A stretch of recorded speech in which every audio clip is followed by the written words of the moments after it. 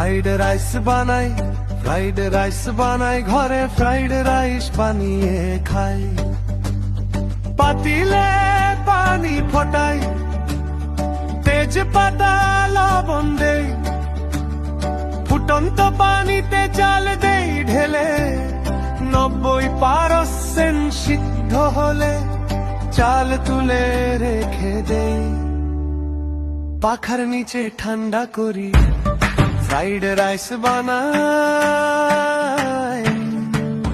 Fried rice বানাই, fried rice বানাই, ঘরে ফ্রাইড রাইস বানিয়ে খাই।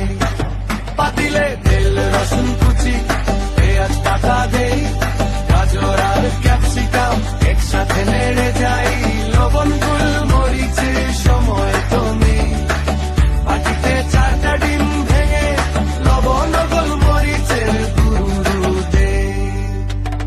প্যানে তেল গরম করি, ডিম হালকা ভাজি, সবজির সাথে মিশিয়ে দেই। বাঁধাকপি কুচি যোগ করে নেড়ে চেড়ে যাই। ঠান্ডা রাইস ঢেলে দিয়ে সব এক করি তাই। গোলমরিচ লবণ দেই।